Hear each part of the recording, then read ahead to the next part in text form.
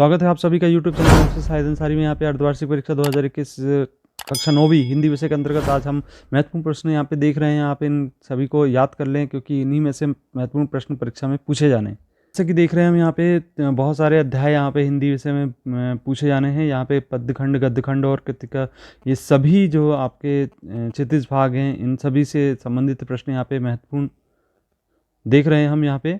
तो जैसे कि यहाँ पे पहला प्रश्न है आपकी, अपनी यात्रा के दौरान लेखक की किन कठिनाइयों का सामना करना पड़ता है, इस संसार में सच्चा संत कौन कहलाता है। फिर तीसरा प्रश्न है, किन घटनाओं से पता चलता है कि हीरा मोती गहरी दोस्ती थी। और इसके बाद कांजी हौज में कैद पशुओं की हाजिरी क्यों ली जाती थी, बहुत ही इंपॉर्टेंट क्वेश्चन है, आप याद कर लें बच्चों। इसके बाद कांजी हौज में किन्हें बंद किया जाता है, इनके साथ कैसा व्यवहार किया जाता है। और मानसरोवर के से कवि का क्या आशय है। इसके बाद तत्सम एवं तद्भव शब्दों में अंतर लिखिए।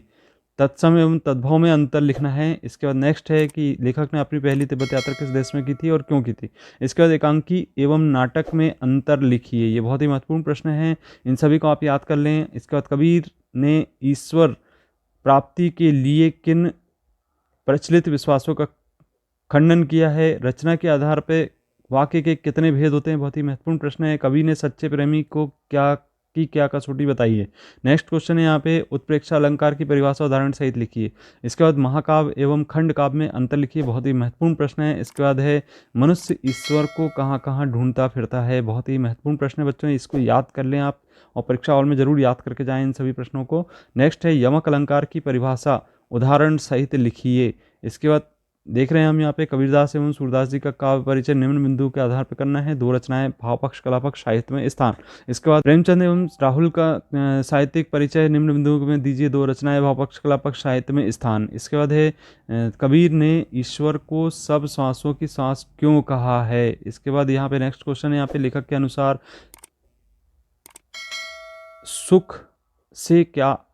जीवन में सुख से क्या अभिप्राय है। लेखक ने उपभोक्ता की संस्कृति को हमारे समाज के लिए चुनौती क्यों कहा है।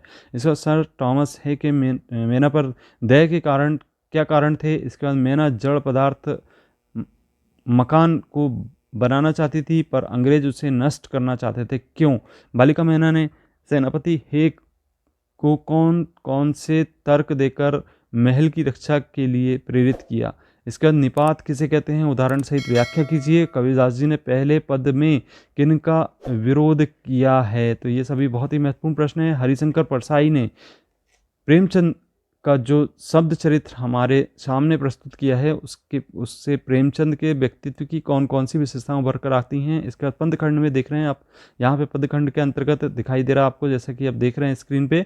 इसमें पहला प्रश्न है, कवि का ब्रज के वन बाग तालाब को निहारने के पीछे क्या कारण है। सखी ने गोपी से कृष्ण का कैसा रूप धारण करने का आग्रह किया था, अपने शब्दों में वर्णन करना है।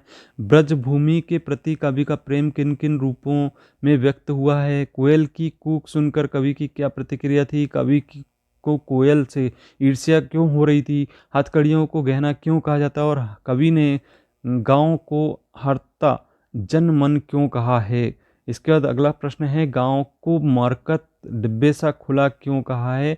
और ग्राम श्री कविता में किस मौसम के सौंदर्य का वर्णन है। ये सभी बहुत ही महत्वपूर्ण प्रश्न हैं। अरहर और सनई के खेत कवि को कैसे दिखाई देते हैं, तो इस सब का आंसर आपको देना है। कृतिका भाग 1 के अंतर्गत ये महत्वपूर्ण प्रश्न है, जिसमें आप देख रहे हैं लेखिका की नानी आज़ादी के आंदोलन में किस प्रकार की भागीदारी रही।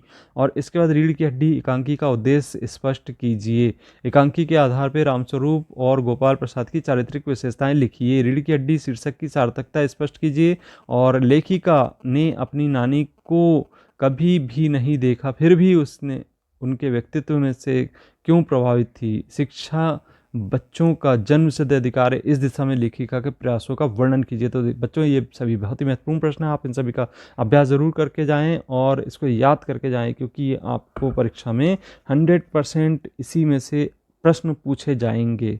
तो आपने अभी तक चैनल को सब्सक्राइब नहीं किया तो सब्सक्राइब कर लें, क्योंकि अभी तक 95% बच्चों ने वीडियो को देखते ज़रूर लेकिन सब्सक्राइब नहीं कर रहे हैं। तो इसी प्रकार के कंटेंट को देखने के लिए आप चैनल को ज़रूर सब्सक्राइब करें। मिलते हैं अगली वीडियो में, धन्यवाद।